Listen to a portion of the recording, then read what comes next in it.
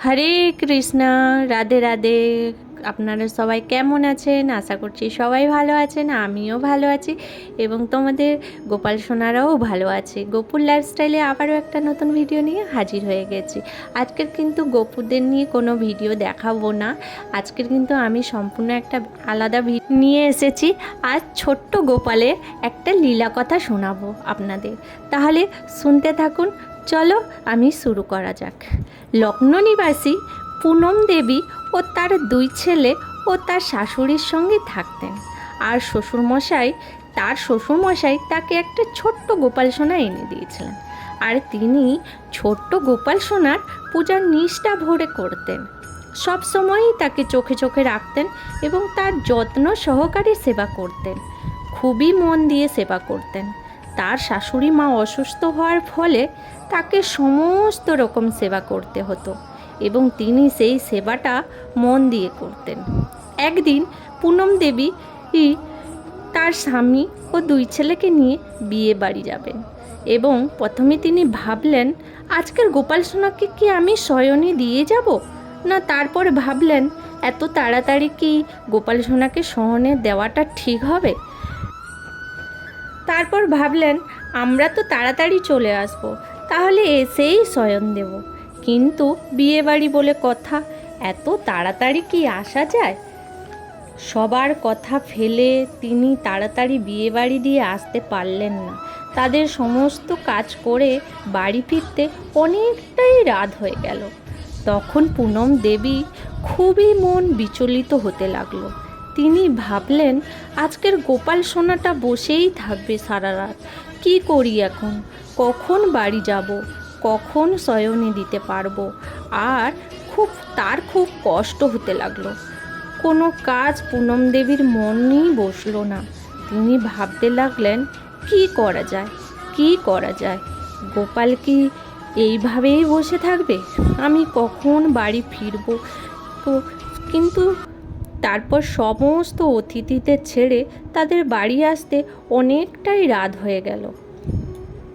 রাত তখন 1টা থেকে 1:30 বেজে গেল। তিনি বাড়িতে ঢোকার পর তাড়াতাড়ি করে পা হাত ধুয়ে মন্দিরে প্রবেশ করলেন। কিন্তু মন্দিরে গিয়ে দেখলেন এ কী কাণ্ড! খাটের ওপর গোপাল সোনা নিশ্চিন্তে শুয়ে আছেন। মনে মনে ভাবলেন যে গোপাল কি নিজে নিজে শুয়ে পড়েছে, না মা গোপালকে শুইয়ে দিয়েছেন। কিন্তু মা তো খুব অসুস্থ, মা তো শোয়াতে পারবেন না। তিনি কিছুই বুঝতে পারলেন না সেই রাতে। তিনি আর কিছু না ভেবে তিনি ঠাকুর ঘরের দরজা বন্ধ করে চলে গেলেন নিজের ঘরে ঘুমাতে। সকালবেলায় পুনম দেবী তার শাশুড়িকে জিজ্ঞাসা করলো, কি মা, কাল গোপাল সোনাকে কে শয়নে দিয়েছিল? শাশুড়ি মা বলল, জানো, তোমার দেওয়া খাবার দাবার খেয়ে ঘুমিয়েই পড়েছিলাম। তারপর আমার কানে হঠাৎ করে বাজতে লাগলো যে মা, আমার খুব ঘুম পেয়েছে, আমাকে শয়নে দাও না। এই কথাগুলো কানেই বাজতে লাগলো। তারপর এদিক ওদিক খুঁজতে লাগলাম, কিন্তু কিছুই দেখতে পেলাম না। তারপর আমার মনে হলো যে একবার মন্দিরে যাই, দেখি তো গোপাল সোনাকে কি ওরা শয়নে দিয়েছে নাকি সেই ছোট্ট গোপাল মন্দিরেই বসে আছে। সেই ভেবে মন্দিরেই গেলাম। গিয়ে দেখি গোপাল সোনা বসেই আছে।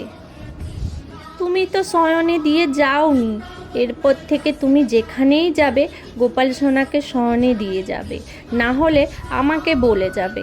গোপাল সোনার যেন একদম কষ্ট না হয়, তোমাকেই খেয়াল রাখতে হবে। এসব কথা শোনার পর পুনম দেবীর চোখে জল চলে এলো। আর তার একটাই দুঃখ হলো, নিজেকে এত অপরাধ মনে হলো। সে যে আর নিজেকে ধরে রাখতে পারছিলেন না। সে ভাবছিলেন কেন আমার থেকে এত বড় ভুলটা হয়ে গেল। তাই সে গোপালের কাছে গিয়ে করজোড়ে বারবার ক্ষমা চাইতে লাগলো। বলল, গোপাল সোনা, এই ভুল আর কোনো দিন আমার হবে না বলে সে বারবার ক্ষমা চাইতে লাগলো। তারপর থেকে পুনম দেবীর সেবায় একটুকুও ত্রুটি ছিল না। তিনি সর্বদা কিন্তু গোপালের সেবা করতে লাগলেন মন দিয়ে। আর নিজের পরিবার নিয়ে সুখে সংসার করতে লাগলেন। আজকের এই ভিডিওটা কেমন লাগলো জানি, আর আরও গোপাল সোনাদের লীলা কথা জানার জন্য আমার চ্যানেলটা সাবস্ক্রাইব করে দেবেন এবং পাশে থাকা বেল আইকনটা দাবিয়ে অল নোটিফিকেশানটা অন করে দেবেন, যাতে আমি নতুন কোনো ভিডিও ছাড়লে প্রথমেই আপনাদের কাছে পৌঁছে যায়। আর আপনাদের একটা লাইক, একটা শেয়ার ও একটা কমেন্টে আমাকে কিন্তু আরও নতুন নতুন ভিডিও বানাতে উৎসাহিত করে। জয় শ্রীকৃষ্ণ, রাধে রাধে।